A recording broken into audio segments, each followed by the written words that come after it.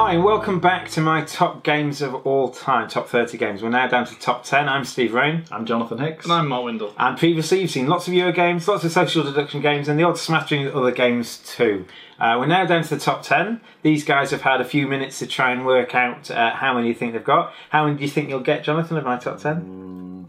5 or 6. We've got 6 and I'm certain. 6 at certain, okay. Jonathan's written 9 down, so we'll see how good. I'd like to think about what games on that list are not in my top 10. We can check those in, maybe. I tend to do it by, when we play games that you seem to enjoy a lot by the end of the night. It's like, oh, that was a really good game. He does this kind of victory dance. I just really like new games. Obviously, appeal to me. So obviously, there's quite a few new additions to my top 30 this year, and there are definitely 2 in my top 10. So let's see if these guys can get them. I think they'll get one, but not the other. But on we go. Oh goody, it's number 10. So my number 10 is my first new addition to my list. It was released this year. It is one that Mark definitely thinks is going to be on my list, and that is Decrypt. Yep. Decrypt is a 2 or more versus 2 or more team game, a bit like Codenames, but you're trying to simultaneously crack their code. And while a lot of kind of deduction games like that get progressively easier because you've got more information as the game goes on, this one gets progressively harder because you're trying to protect your own clues as you're trying to crack theirs. So although it's easy, it might be easy to crack theirs, you're so focused on trying to guard your own clues that it actually becomes much more difficult. And this signifies the beauty of the English language, this and crosstalk and code names and stuff like that. Just like the double meanings and triple meanings of all these words. The fact that, you can have peach and you can say the word giant, you can say the word banana, and you can say different things like that just to try and link to that one thing. You can even say colour, it's a colour as well. It's fantastic. I think I loved it the very first game I played of it, and I get so uptight as I'm playing the game, especially when my partner does something stupid at the end, and I kind of release all this pent up, not rage, not anxiety, just pent up feelings. I'm like, oh no, we failed, because it builds you up to that kind of point, trying to crack their codes. I know you like it. Oh yeah, I think it's great. And I really like it. I prefer it to crosstalk. I think I prefer it to crosstalk. It does have some downtime in it, which can That's maybe the only affect issue, it is the more. downtime. I think crosstalk has more downtime. Yeah, Because- it's that and Codenames, isn't it? Those are the sort of 3. Yeah. They're all very good. I There's think downtime issues with all of them. the Decrypt has the least, because I think even when my teammates trying to work out a clue, we can still be trying to especially if you've got 3 people on the team. Yeah. If he's trying to, if this is our team and you're trying to give a clue, we can think, okay, now there's one. They didn't do that. Maybe that's that. And we can be talking about things that there. Whereas in Codenames you can't do that. When he's thinking of a clue, we can't do anything. And in Codenames, when they're thinking of a clue, we can't do anything either. So there's a lot of time in those other games, and I think this actually reduces downtime.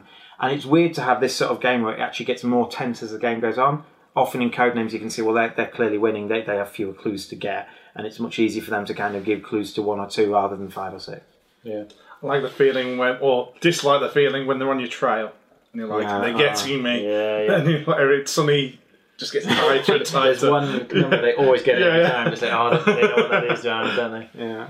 And you're trying to make sure they don't get the other ones as well. Because once they know 2, once they know 2 of your 4 words, it's very hard for you to succeed. Because either they know those 2 words are in the clue and they've got 50% guess, or they know one of those words is in the clue, the other one isn't, so they've still got 50% guess. Yeah. So it can be really hard. But anyway, that's Decrypt. It's a new game out this year. If you like Codenames or Crosstalk, try it out. It's great. Yeah. Unbelievable. It's number 9. So my number 9 is a game that Mark would describe as not Teotihuacan. That is Tzolk'in the Mayan That's calendar. the one. Now, Tzolk'in the Mayan calendar is I would regard it only with the expansion. I think without the expansion, it's way worse. I think the expansion fixes a problem in the base game about there being a dominant strategy and just gives you more choice. Tzolk'in is a game you can do badly at. It's a Euro game you can do badly at because you can't plan far enough ahead. I really like planning ahead. I really like trying to count how many turns the wheels are going to be to get the actions I want to do. And I'm like, well, okay, I need to just kind of waste a turn just putting that guy on there just because I can't take any of my guys on or off further up the wheels. I think it's really good. I think it's a game where you can play the game really well and you can just make sure you're feeding every time and so on, but then you don't score anything. So it's, again, a bit like Bora Bora. Yeah. You're trying to do it in such a way, you're also trying to get end game points. So you're trying to get points as you're going through the game. So it's not just about surviving, it's about surviving and progressing your kind of engine or your end game conditions. And that kind of dipped for me a bit, but now it's back up there. It's in my top 10. It's probably going to stay there for a fair while until we see how Tier 2 Akin does coming out later this year. I really, really enjoy it. The interlocking mechanisms with the wheels looks like a gimmick, but actually it gives you so much to think about. As you say, it's all about planning ahead. It's like, okay, this worker is going to be here in 3 turns because of the way the wheels move. And yeah, the whole thing about you either put the workers on or you take them off is really restrictive. There's so many times you want to do both at once and you just can't. Lots of planning ahead required in terms of the temple tracks and when they're scored and all the rest of it. I think it's fantastic. And yes, I think I would always want to play with the expansion. I mean, I played the base game maybe with people who are fairly new to it, as long as no one knows that kind of winning strategy. If they're new to it, but they're heavy gamers, I think you can teach expansion as well. I think they'll be fine. Yeah, it doesn't add too much complexity. No. It just gives you a couple more options. I like it. I really like it. I just find it really, really, really hard. The puzzle is something that I struggle with just because of the timing of everything. So and then, it's so key. And then converting to points is the easy issue. People can time things very well. Yeah. Points. That's the puzzle that's in that game. I just struggle with it so bad, but it is a very, very good puzzle, and people who are good at it. It's very interesting watching the flares as they pick up all those points. Some people can do really well at this, can't they? It's Yeah. impressive to see someone who really knows what they're doing. I try to avoid doing that strategy because I know I've seen people do it, and other people in the game don't have fun. Yeah, that's true. Which is an issue. Golly gosh, it's number 8.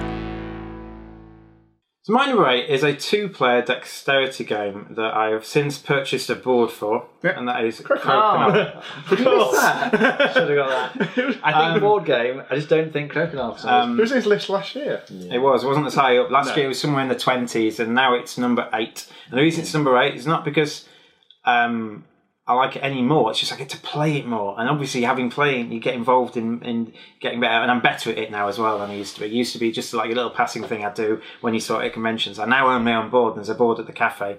We've even had tournaments at the cafe. There's a video on our channel. It either might be out now or it might be coming out soon of a semi-final between myself and Matt being played in Crokinole. So if you want to go and watch how that turned out, go and have a look at our channel at some point and see whether Matt beat me or I beat Matt. But it's basically just a game of, it's like curling on a board. But once you own your own board, obviously it's hard to get that feeling. Once you own your own board, it's really expensive and it's really fancy, and you sit there waxing it and polishing it and doing it. And I can, on a quiet shift at work, I can just put it on the table and go, flick.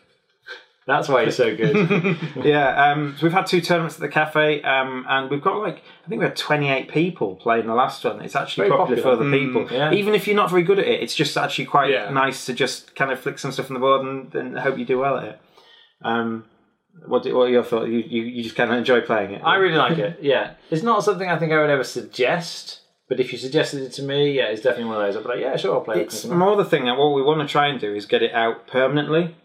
Okay. So people are more like to say, oh, Crokinole, do you want to fancy a quick game? Yeah. And if it's out there, whereas if you have to get it out the back and stuff like that. Yeah, that's a good idea.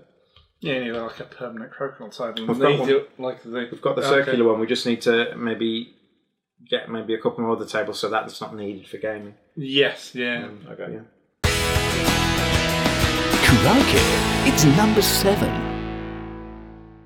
So my number 7 is my last new edition this year. I had never played it until August of this year when I went down to commentate at the World Mind Sports Olympiad. Oh. It is a 2-player abstract game called Entropy. And it has blown every other 2-player abstract game out of the water for it. When I played it with Jonathan, he said, yeah, it's okay. And I know these two won't like it anywhere near as much as me. I think it's fantastic.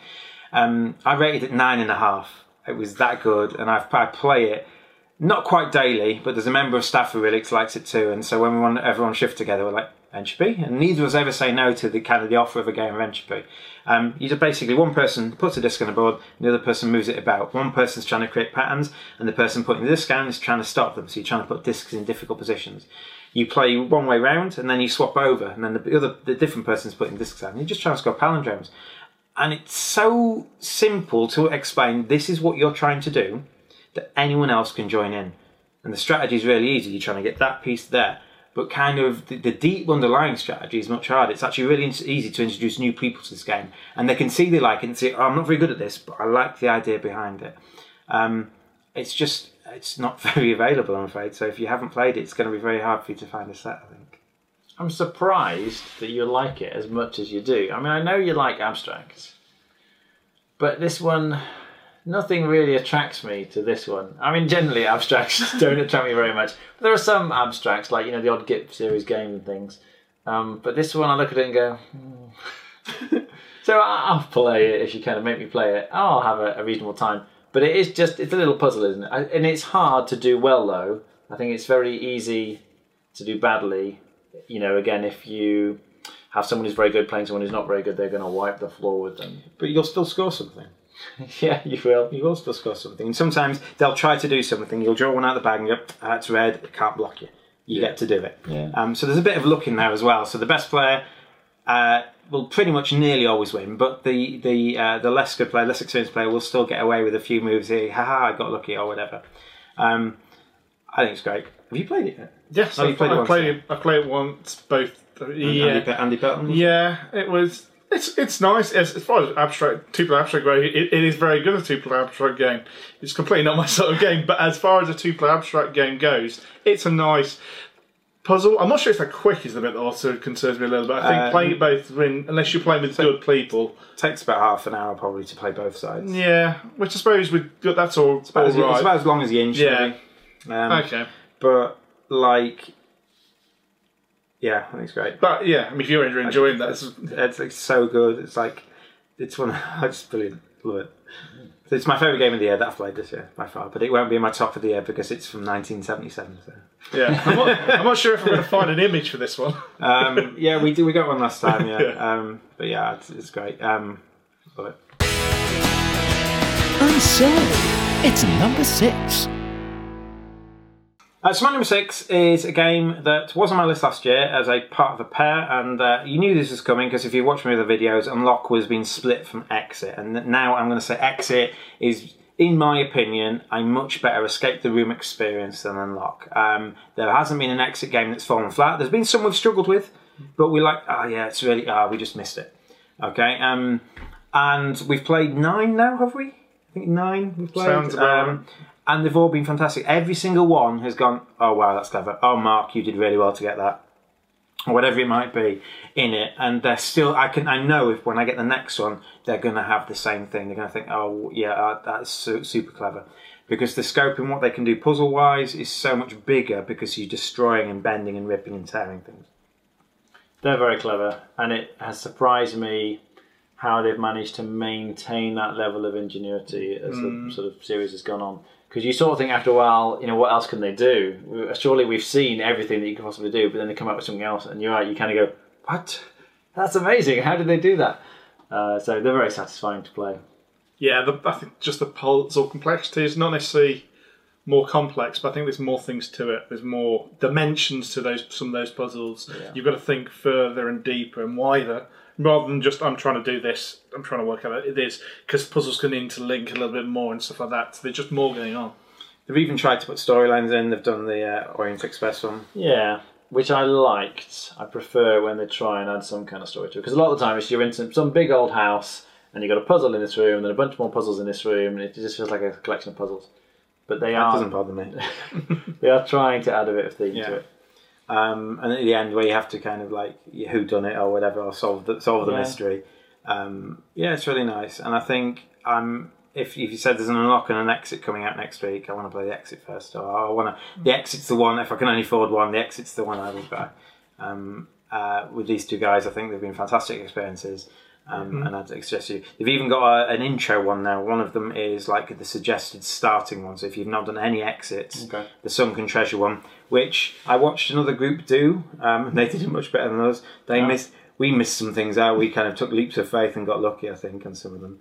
But yeah, there's an intro one there. It's one, and they kind of grade them in difficulty now. They didn't used to do that, so it's really nice to kind of progress your way through to what are considered the harder ones. Marvellous. It's number 5. So my number 5 is a game that just gets better and better every time I play it. And it is a game that Jonathan and I are still in the competition at the cafe, and that is Codenames Duet. Yep. Yeah. Codenames Duet is Codenames that's stripped down. You've got 2 player versions and you're both giving clues to each other cooperatively. There's no kind of... There's no downtime necessarily. You are sometimes waiting for your partner to do things, but you're still thinking about clues you can give. There's no downtime, and I really like that. Codenames is such a great, ingenious game when it first came out. I thought, wow, the beauty of the English language, linking these words together, trying to do that in such a way that you're steering away from their clues and getting towards yours. But it kind of, the problem with it is that a lot of people wanted to play it. Sometimes you play with 6 or 8 people, and there was a lot of waiting around. You had to start using a timer, and Codenames Duet, you don't have to. You can take your time, but you're both still thinking. You're both trying to do it together, and there's no kind of, there's like that moral compass that you can't, you're not giving anything away because you feel like you're cheating the game. You've got no one to beat. But in Codenames Duet, occasionally you're like, am I allowed to give this clue? And the opposing company goes, no, you can't give that clue. That's not allowed, or whatever. And you don't have any of that. We've even got a competition at the cafe where every pair gets the same set of words, and you've got to try and complete that set of words to get through to the next round.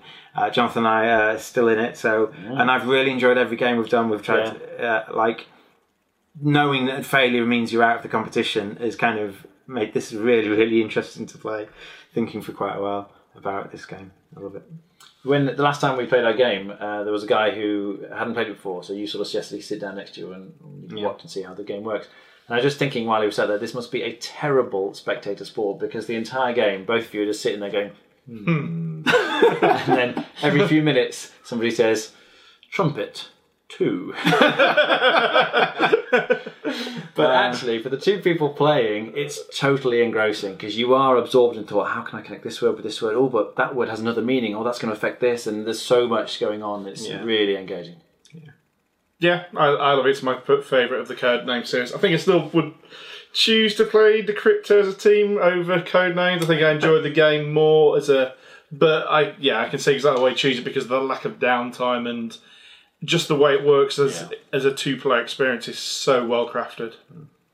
I think it's leaps and bounds ahead of Codenames for me, and the fact that I end up playing Codenames Duet more than Decrypt, because I often have 2 people that wouldn't give it a go. With Decrypt, you've got to get 4 people, and you've got to get 4 people who, for me to have a good experience, 4 people are going to take it quite seriously and try really hard and kind of, have a similar civil. Because if you get someone on the other team with Decrypt that's just not very good at that sort of game, it's very easy to beat them. Yeah. Whereas in Codenames Duet, I just get more chance to play it. It's great. Love it. Well, I never. It's number 4. So my number 4 is my 4th and final Stefan Feld game in this top 30, and it is the one that we both consider the best Stefan Feld game out there, which is The Oracle at Delphi. The Oracle at Delphi. I think in terms of replayability, you're doing the same thing every time, but every setup is different. You're effectively trying to complete the 12 tasks the quickest. It's a race game. There's no points in it. You're just trying to be the first to do it. There are punishments, the Titan attacks, you've got to beat the monsters, you've got to pick up and deliver lots of little bits, and there are bonus things you can get as well. I don't think I'll ever get tired of playing this game. I think I would, if someone suggested, do you want to play the Oracle at Delphi? I'm like, yeah, I'll play it every time. Even if I played it like yesterday or the day before, I could play this like 3 times a week for quite a long time before I got fed up with it. I think it is his best game, and he's my favourite designer, so this is really high praise. I love it. I like... Stefan Feld can be on the dry side for me sometimes, but when he nails it, he really nails it. I think he's a fantastic designer. But this one somehow integrates the theme, and I think it's that spatial aspect, because you've got your little boat and you're sailing around on the sea, or I'm going to go here and fight the monster and pick up the temple statue from here, and that draws me in. So even though the theme might be a little bit pasted over the top, I still feel like I'm doing what I'm supposed to be doing. And as you're right, as a Euro game, it's fantastic, because it feels very different, I think, to many other Euros, and particularly his other Euros, because it is a race game. It's not a point salad, but there are still lots of different things you need to do. It has the whole combo thing that he does so well. And the punishments as well. Yeah, so, you have the God track. If you get your God to the top, you get this extra action, which lets you get an extra dice, which lets you get an extra movement. So there's so many things you can do. And yeah, the difference between someone who knows what they're doing and plays it well from, say, a new player is huge. When you first play, you're like, oh, this is an interesting game, but then you realise you can do this better and this better and this better, and you can really get very good at the game. Yeah. You realise, oh, I've done 6 tasks. Oh, he's just finished the game. Oh, okay. Yeah, I've played it a few times. I like it, but I don't know. It's just it fell one of its games relatively flat for me. I don't know why. I just hasn't grabbed me. It splits opinion, and I don't know why either. I've spoken to other people who love it and other people who really aren't keen, even though they like. I don't dislike it. I think it's a fine game, and I'd quite happy play it if it's of the selection of games. Probably often a game I would choose. I just don't. There's nothing that ever made. I walk past it and say, "Shelf," and go, "No, I don't really fancy playing it." But when I play it, it's like, yeah, it's fine. But it's very much fine. Yeah, for me. But yeah. Extraordinary. It's number 3. So my number 3 is my last board game necessarily on the list, and it is what I now consider the best Euro game of the lot, and that is a game I've probably played the most since Mark brought it back from Essen, and that is Gaia Project. I've got rid of Terra Mystica off the list because, given the choice, I would always pick Gaia Project. I think Terra Mystica is a more balanced and fairer game. I think if you want to play in competitions and stuff, Gaia Project is unbalanced. But I don't care. The races seem more flavourful, or more powerful, or more diverse in terms of their powers that they can do. There's a lot of variability. There's less hate. You can't get blocked in as easy. You can't kind of partially terraform something away from someone else. You have to do all your terraform or Gaia forming or whatever you're doing in one go. The powers are bonkers in terms of some of the powers you're like, oh my god, can you do that well? But depending on the victory conditions means some races still aren't that good. You kind of do that. I haven't solved it. It hasn't been, I can't say with these particular conditions this race is best. I just enjoy playing it. I've played it, I haven't even played all the races yet. I realise there's at least one race I haven't played. I've played it about 12 to 15 times since you brought it back. It gets played a lot at the cafe. Yeah. And I think it is my undisputed number 1 Euro game and board game. I think it's the most popular heavy Euro played at the cafe. It really does get played loads and loads. It's that or Agricola, I think, because there's a group that plays Agricola weekly.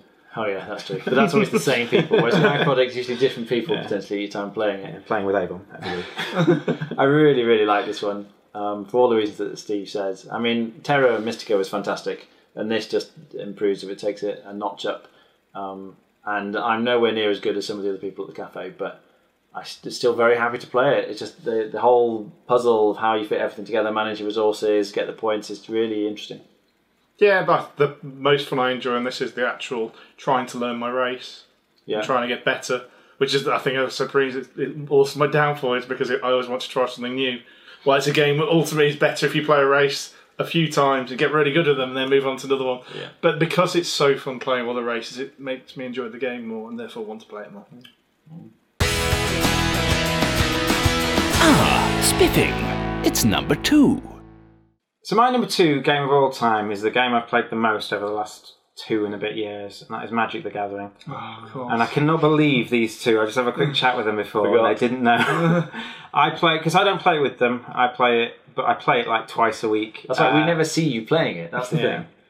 I play it twice a week. I run competitions. I'm a level 1 judge. I've gone to national events and stuff like that. I've won PPTQs. I've gone around there, and I really like kind of the level I can aspire to in this game. Like, I like playing for fun a lot of these games. I like playing for fun and doing better. Magic, I like competing. I like kind of doing these events, playing these wacky things, trying these weird things out, and just enjoying my time with a lot of people who don't play board games. So, like, there's a lot of Magic players that I'm really good friends with that I can only see when I'm playing Magic. And so that's quite nice to have like that group of friends, that social group there. And Magic itself is a game that's been around for like 25 or 26 years nearly. Ever evolves. Obviously, a new card set comes out every 3 months. You learn those card set, you learn the interactions to think, oh wow, this is really nice if I can do this or that and that. And you can play against someone better than you and beat them. You can play against someone worse than you and lose them and stuff like that. I've just invested so much time in it. I've got a lot of friends there. I really enjoy playing it, and that's why it's my number 2 game of all time. I can understand it. I played it a little bit many years ago, and I can see the attraction. As you say, there's just so much more to learn, isn't it? You can play and play and play and get better and better and better, and you get the more and more cards, and you understand how they interact. And the meta game of building a deck, I think, is half the fun, isn't it? Trying this to work beats out that, but that beats this, but this beats that. So what do I think he's going to be bringing to the next event? Well, maybe I should bring this left field event out, and then you bring it and you do really badly. I can see why so many people like it so much. It's clearly stood the test of time. Yeah, I played it oh god, we're talking 15 years ago, for a bit, and I enjoyed it. I really like it. It's the money pit that I refuse to get involved in. Yeah. In a strange sort of sly off thing, it's like with Shadespire recently. I won't play that because I need to keep collection, and anything like that I won't do because I can't not buy everything otherwise. I'm exactly like you, but I really like the game. This one. But this is the only game I do that with. I avoid all the other games that require repeat commitments to. Yeah. But Magic is great. By Jove, it's number 1. And my number 1 game of all time, it has been that way for many a year, is my only 10 on Board Game Geek, and that is Bridge. It's hard to describe how much joy I get from Bridge, but one of the reasons is what I just said about Magic there. I've made Bridge friends. Before I started playing board games at all, I've been playing Bridge competitively for like 20 odd years maybe. About 20 years now competitively at Bridge clubs and in events and stuff. And I've got friends around the country that I only see when I play Bridge. So not only is Bridge, the game itself, so good, it's that it's some of the only chances I get to meet a lot of these other friends. And I have really nice weekends away and weeks away playing this great game with great company that I don't think will ever change unless my friends stop playing elsewhere in the country and going to these events becomes a bit of a chore. I don't think this will ever change. I think the game itself is one of the most complicated games there is. I'll never master it. I'll never come close to mastering it. The best players in the world haven't mastered it. So, but the best players in the world, there hasn't been a computer that can beat a Bridge player at Bridge yet, whereas there has been at Chess and Go, I believe. That's interesting. I didn't know that. So they can there's just too many inferences out, and you're allowed to bluff as well, effectively, or psych them out and stuff. So you can beat around this as well. It's a very good game. I can certainly see that. It has the highest learning curve of any game I think I've ever known. I'm struggling to think of anything that would have a higher learning curve. For what is a card game... That's right, because it's so simple, isn't it? Yeah. I mean, if you took away the bidding, I could teach you it in an hour or two. Yes. Which is weird, because at a board game night, if I said it's going to take an hour or two to learn this game, you're like, I'm not going to play it. Yeah. And in Bridge, it takes weeks and weeks, and it's the biggest downside to it. And I wish there's no way you can simplify the learning of Bridge. You can kind of bring people in slower, but it still takes them a massive chunk of time to learn this game. And I think Bridge is a dying game, which is sad. I think a lot of the clientele of Bridge are older, and the new people aren't coming through as quickly. And there's so many other games out there nowadays that people, if they get into board games when they retire, they're not going to get into Bridge like they used to do. And young people, uni students and stuff, are going to get into board games and computer games. So it's a game I'm going to love. I'm going to play it until you die. Until you can't hold them. Until I can't hold them, or until I can't see them, or whatever it might be. And then it's great. But Jonathan said the learning curve is super steep. It took you, I don't know how many sessions it took you to get to the point where you could go along and join in with other people who could play. Yeah. I mean, I'm reasonably with it. I play a lot of different board games. I'm quite quick at learning most games. But Steve spent weeks and weeks teaching me this, didn't you? Yeah. And eventually I'd come to the evenings when you have all these, a room full of old people, and you kind of go around and play all the various pairs. But all the way through I'm thinking, oh my goodness, I don't understand this. And I just really struggled, feeling I was not quite understanding it all the way through. And this is after weeks of preparation. It's just so hard. Yeah. You've got to play fast, you see.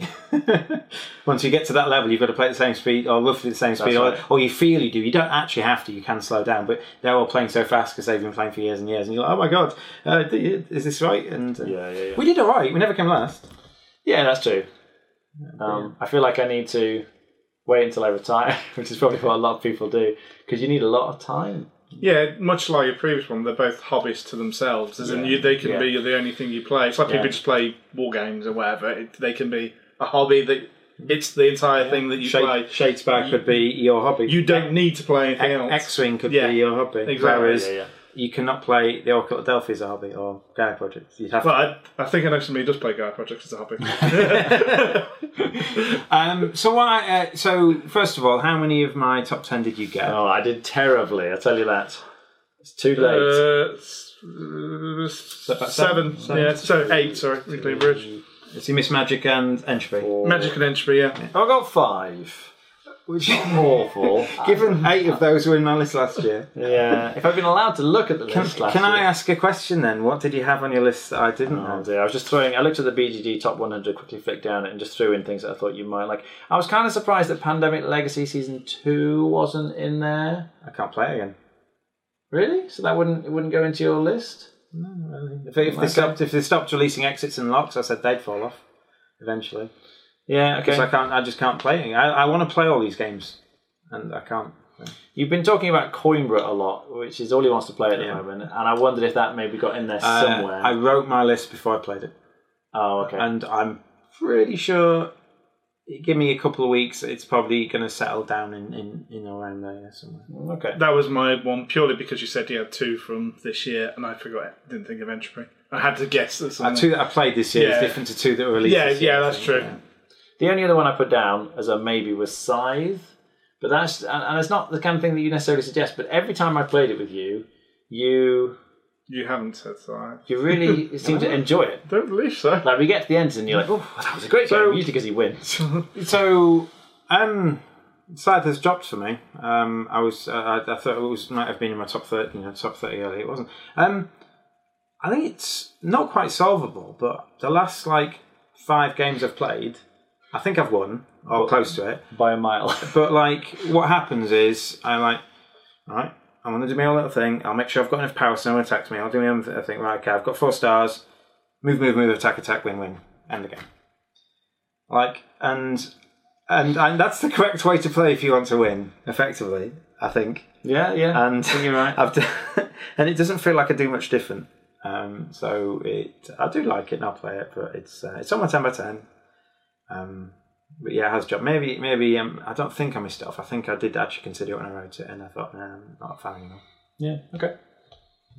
Anyway, so that has been my top 30 games of all time. If there's any game in there you think, whoa, what on earth have you got that in there, please comment below. If there's any game you think, yep, that is Stefan Fell's best game and you agree with us, please comment underneath. Like, subscribe and share this video if you'd like to help get our word out there.